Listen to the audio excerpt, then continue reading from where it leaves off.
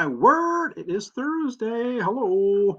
And it is chemistry time. And today, carbonyl functional groups. And I'm going to go through this at a good pace here and hopefully introduce you to some different ideas.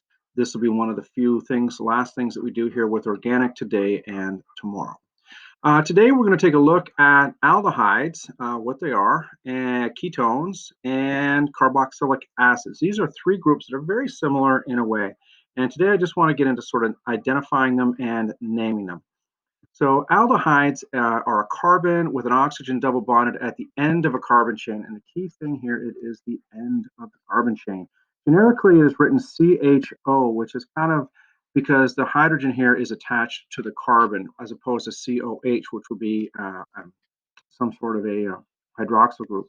So it is R, whatever the carbon chain is, bonded to C, double bonded to O, of course, with its electrons, bonded to H like that. So it's some carbon chain. And by the way, R is a carbon chain, some carbon chain. Who knows how long it is? Doesn't matter.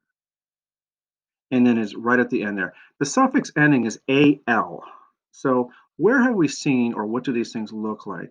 Methanol, aka or also known as formaldehyde. So it's a methyl group, so it only has one carbon. So we double bond its oxygen to it. And instead of having an R group, it actually just has a hydrogen on that side. So that would be methanol, also known as formaldehyde. Here we have pentanol, 2-methyl pentanol. So the first thing I'm going to do is draw my 5-carbon chain. Then I'm going to put my aldehyde group on the end, like this. And then it's 2-methyl.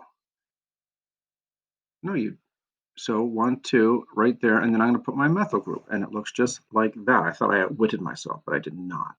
So that is how we do aldehydes. They tend to have a real strong odor, don't much care for them. All right, ketones. Ketones can appear anywhere in a chain, unlike an aldehyde, and they will consist of an oxygen double bonded to a carbon. So generically, it is now R, this generic carbon chain. Here is our carbon, which is got double bonded oxygen, and then we have R on the other side. So the R's can be any different length, and that it will change the name, of course, but it's going to be in the middle of a chain rather than on the end of a chain like an aldehyde. The suffix ending here is own.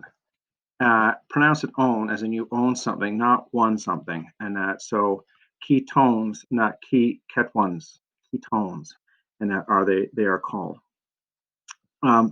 Propanone, which would be the smallest ketone possible, prop meaning 3 carbons, 1, 2, 3 carbons, and the ketone group would be right in the middle like that. It would look like thus, and of course we would have our full complement of hydrogens around it.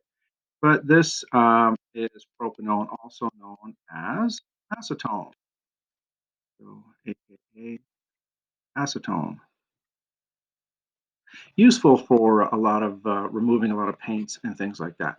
4, heptanone. Hepta means 7, so 1, 2, 3, 4, 5, 6, 7. And 4, and I'll start here, 1, 2, 3, 4, and we'll put our group here, and here we have our 4 heptanone. There we go. I notice I made that symmetrical. There's no reason why it needs to be symmetrical, but they're not. They don't know how to be that way. Okay. Lastly, carboxylic acids. And carboxylic acids consists of an oxygen double bonded to a carbon with a hydroxyl group attached to it. So it's going to be R to C, which is double bonded to this oxygen. OH, like that. So that is our carboxylic acid. Usually it's abbreviated as COOH like that. And the suffix ending is oic acid. So oic acid. All right. Carboxylic acids. One you know is ethanoic acid. And ethanoic acid is a carbon, so it's ethane. And here it is like this. And ethanoic acid, we would simply want to put our hydrogens on here like that.